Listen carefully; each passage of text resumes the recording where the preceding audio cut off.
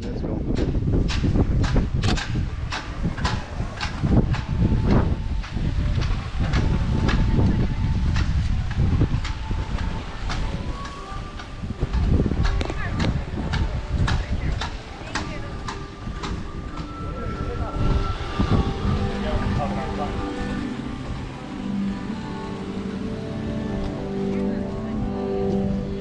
Возьми у нее ее сумку, наверное.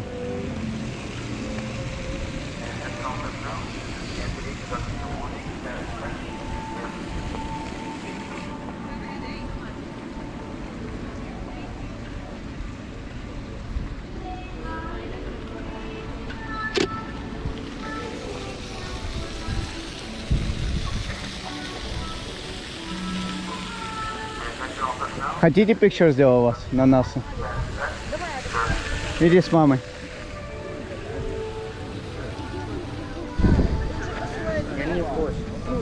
Picture, just picture.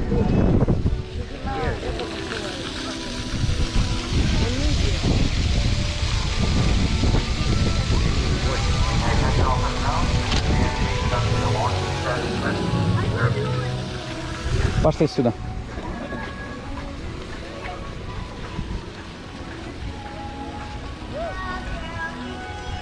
Go over here.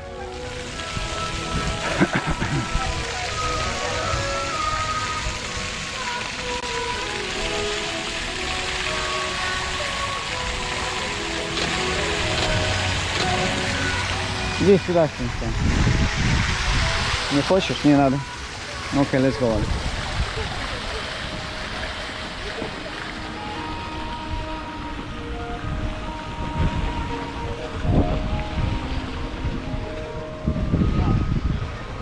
Wait, you have to go through security? Yeah, 3 tickets. Why do you have to go through security? They checking.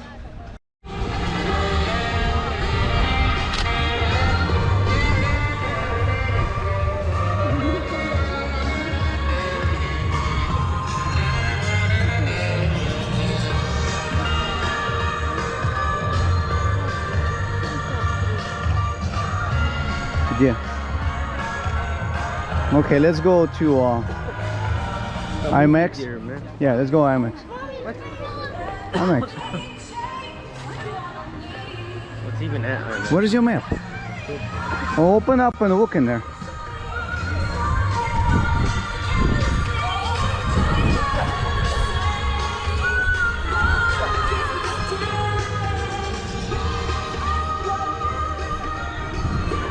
Remember what Tolik said? Bus tours is over there every 15 minutes. Let's go this Universal Theater first.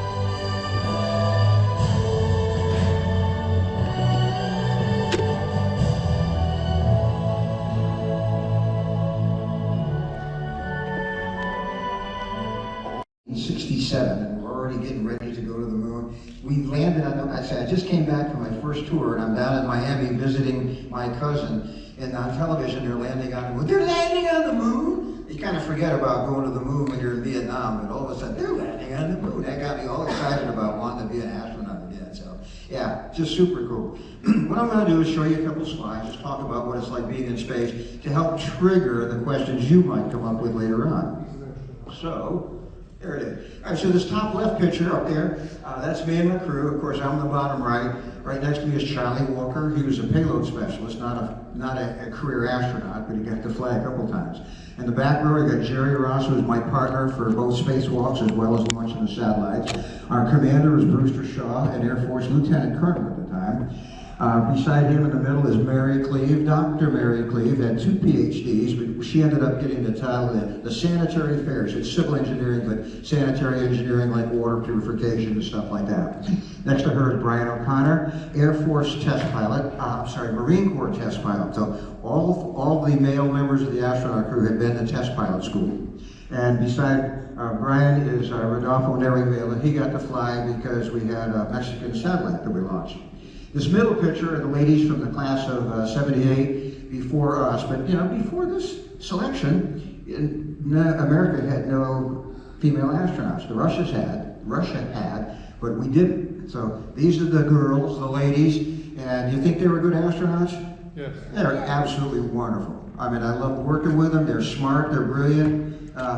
It's just as good as any guy I ever met. That white thing they're holding is a personal rescue sphere. Theoretically, when you're on orbit in a disabled spaceship, they can put you in one of these things and pick up the crew like a bunch of grapes and bring them over into the good spaceship, if you had the opportunity. We never did that.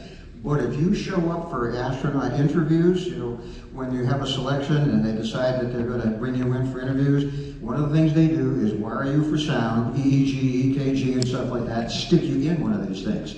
If you're claustrophobic, in about 5 minutes, get me out of here, I went to sleep. Most people I think do. It's very comfortable. On the right is Bruce McCandless and his manned maneuvering unit. And I'll have time for questions later. In low Earth orbit, you go around the Earth every hour and a half. So every 45 seconds, or 75 minutes, you see somebody else's sunrise, and then 45 minutes later, somebody else's sunset. Each one of them are beautiful. I mean, if you've ever watched a nice sunset at night or climbed a mountain to watch a sunrise or a sunset, you get this, every hour and a half. What a privilege, what an awesome thing to see. That's my best shot at trying to make that happen. Historic picture. There's both 39A and 39B. 39A is now, Elon Musk owns that one pretty much. He's got the rental agreement for launching his Falcon 9s. But that's 2 shuttles locked and loaded, ready to go. This next one is, how do we train to do a spacewalk? I got to do 2 spacewalk work on my flight. I happen to be the astronaut EVA, that's extra vehicular lead. Okay, we take turns having lead for different things. So I was the spacewalk lead, if you will. Came back and said, we need to have a water tank big enough for the entire space station and the shuttle, and they built it. That's what this particular tank is. So you take a regular decommissioned spacesuit, put lead weights in the legs and in the front, buoy you out so you're neutrally buoyed, you don't float nor sink or turn upside down or anything like that. And from that point on, it's like being in space. I still remember being on orbit before I went outside for my first spacewalk. And my prayer was, oh Lord, please don't let me screw up. You can imagine. And I wasn't worried about me so much as just make sure I was really prepared for this. And I remember we were already depressed in the vacuum and pushed down the sun shield. The door is covered with a sun shield. And as soon as I pushed that down, it's just like the water tank. Beautiful. And it was. After that, it was awesome. We also used what the KC-135. It's a big aircraft. And we do ballistic trajectories from 60,000 feet down to 20,000 feet. And when you do that, you get maybe 25 seconds of 0 G. It's the KC-135, but it's also affectionately known as the Vomit Comet, because that is very provocative if you're not smart enough to not do too many crazy things. This is my real spacesuit that I'm doing a Dolphin Dawn, and that's just a suit tech working with me. By the way, she's married to one of the divers from the water tank. Yeah, you get 25 seconds at a time to put on this suit and take it off again. And when we do the pull-up at 20,000 feet, it's a 2G pull-up. The suit weighs about 200 pounds, I'm maybe 150 pounds, so that's 350 pounds. I really don't need to be having a 2G slamming me into the floor. So before he does the pull-up, the pilot flashes the lights and rings the bell, and your friends will put you on the floor and sit on you. Thank you so very much, but get off now. Here's the shuttle getting ready to launch. The crew van takes you to right about here, and then you get in the elevator, which is here, and we go right up to the flight deck. Okay, this is the top of the mobile launcher platform. You get to walk around this thing from the bottom. It is awesome. Each and every one of the engines has a big hammock of water underneath them. These are rainbirds. You can't see them all, but these are rainbirds to keep the deck awash with water, because you've got to isolate 7.5 million pounds of thrust from that gantry when you trash it down. The thing feels like it's alive. Okay, the external tank is charged with liquid oxygen and liquid hydrogen. Liquid hydrogen boils at minus 420 degrees Fahrenheit. So in a nice 75-degree Florida day, it's starting to heat up and just starting to boil off a little bit. And those hydrogen gases are taken over to a burn pond. So the burn pond with dancing flames 35, 40 feet high, the xenon lights on you. Because it's cryo, it's making all these cryo noises, you know, squealing and pressure relief valves popping and things like that. It's alive. It's talking to me. He said, let's go, I'm ready, I'm charged. What do you tell the kids, by the way, before you go for a long car ride? Go to the bathroom. So, there is a bathroom, one deck up above the gantry that we go in on. So, everybody has to take their turn going up there and making sure you're ready to go on a nice long ride. You climb in the shuttle about an hour and a half before liftoff. And you're laying on your back. It's like I took your chair and just laid it back on the floor. All right, and then we go through the countdown. First thing we do is release the computers. Okay, we're slowly going to release control from Kennedy Space Center to the shuttle itself. So first thing we do is the computers are sent over, so now we're taking charge of most of the systems on board. Later on, we'll start the fuel cells. Okay, that's how we get our electricity. So now we're making our own electricity. Later on, we transfer other things, and finally, at about the 3-second point, we light the main engines.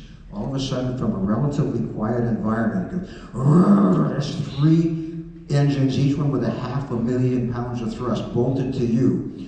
It sounds like there's lions in the room behind you. The whole vehicle now starts shuddering and vibrating with energy. Whoa, 3, 2, 1. When we hit 0, they light the solid rocket boosters, and it feels like somebody hit the back of your chair with a sledgehammer. Bam! And liftoff is instantaneous, and you know you're leaving planet Earth one way or the other. We take off at almost 2 Gs. We go through a heads-down roll maneuver and go to orbit heads down. You don't feel that because you're being pushed into your seat with 3 Gs. That's the vector that pushes you into your seat. For the first phase, we ride the solid rocket boosters. When you visit Atlantis, you see those 2 solid rocket boosters. They only last for 2 minutes. Okay, that's it. At the 2-minute point, they burn out, but that 2 minutes, you're going through the thick part of the atmosphere. Anybody ever stick your hand out the window at 60, 70 miles an hour? It'll blow your arm back. Well, the hurricane we just had, it's blowing over houses at 120 miles an hour. Well, we're 120 miles an hour about 3 seconds after liftoff.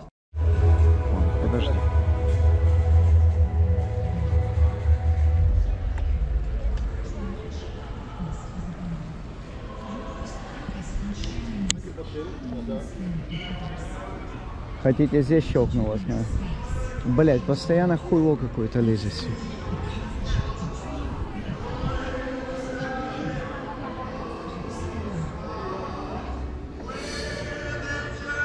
That's IMAX. Which way we gotta go? Great.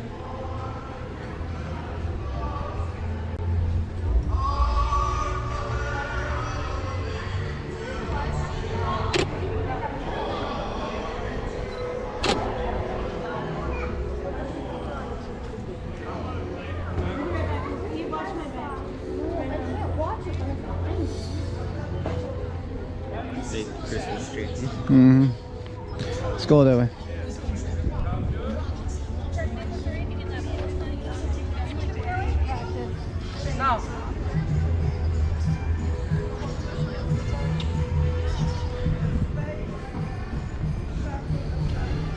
Вот твое кафе, можно на way back зайти сюда.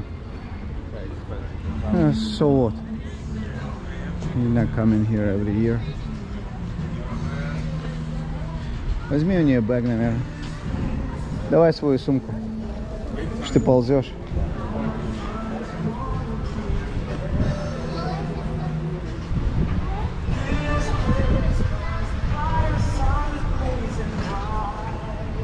The ship looks fake. This one? It's probably fake, but it's actual scale. They made it actual scale. Fake. Yeah, it's fake, but it's Unless they repaint and like. no, it's an actual scale, Alex. Then why would the guy say it's like the real thing? Inside. Inside should be a ship.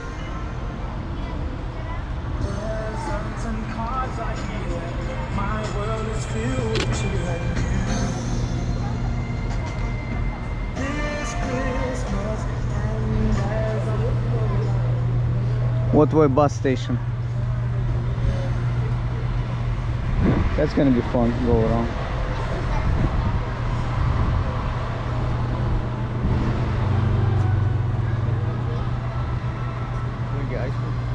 On the way back, когда на бас пойдем. Looks like they repainted. It's all probably hard plastic because that's actual scale model. Feel it. It's probably plastic. Yeah, fiberglass. That's where all the astronauts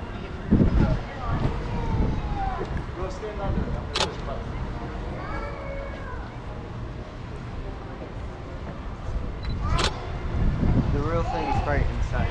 Yeah. They're repainting right now. Go pull the door. Huh? Same thing.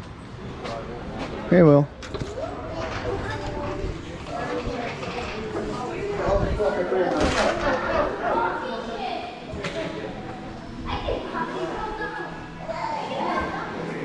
There's a space shuttle.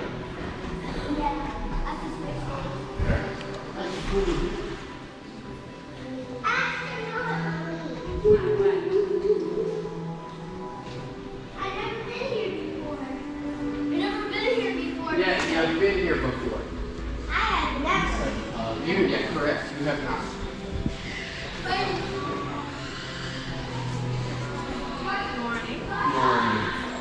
Morning. Colton, wait. Colton, you're not listening. You're gonna go in timeout. Пошли вперед. Что заебали орать мне, сука, бля.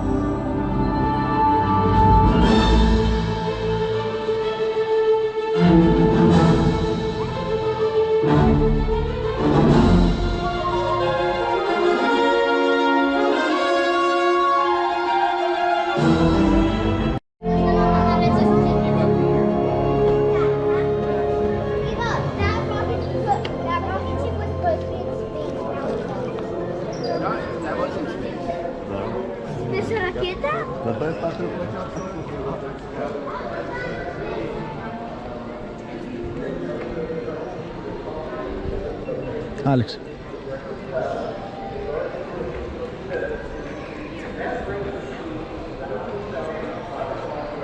Становись, я тебя щелкну здесь. Жанна, иди к нему.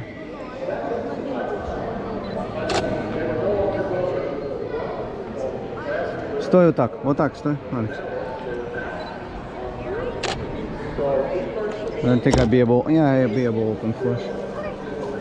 Flash была? No flash? Стой так. Смотри на меня. Была флеш? It's probably because It's not open probably also. It's okay. Нет. Сейчас зум-ин сделаю.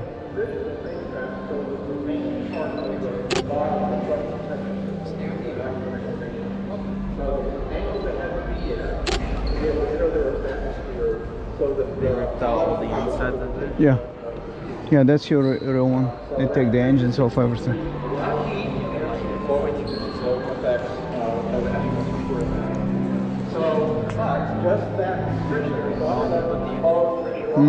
I'll watch this one.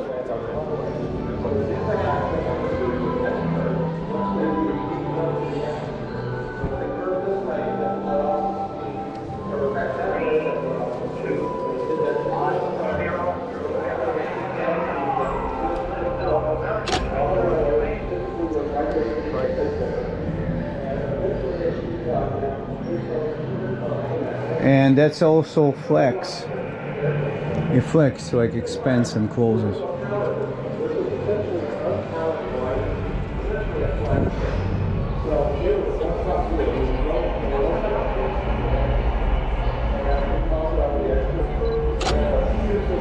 Take a picture, Centulaire.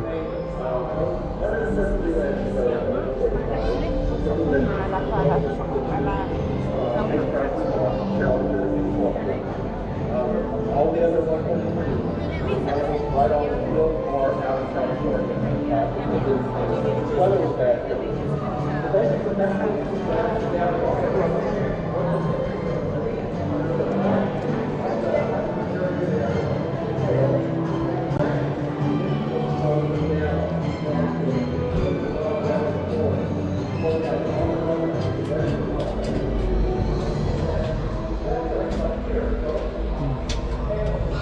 Some controls inside. Get in. No, it's very similar. Older.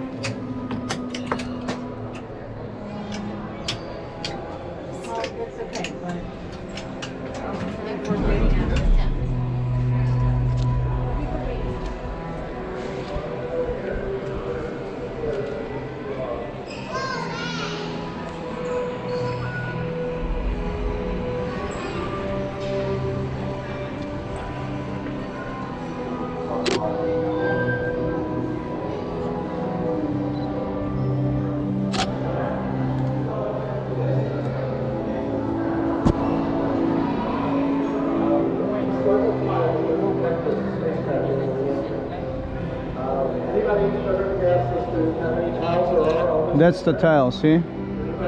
See some of them damaged in there?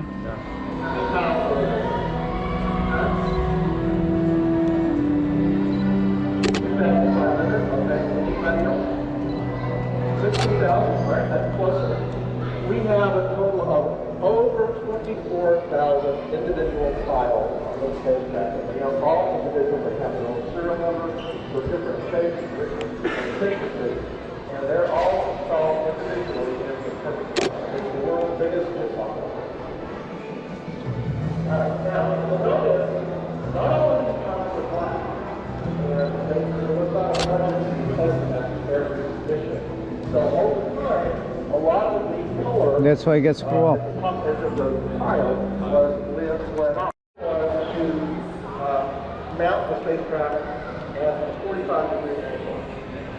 But during the deliberations of designing this orbital experiment, they decided to change the angle slightly, 43 or 21 degrees. Anybody know why they did that?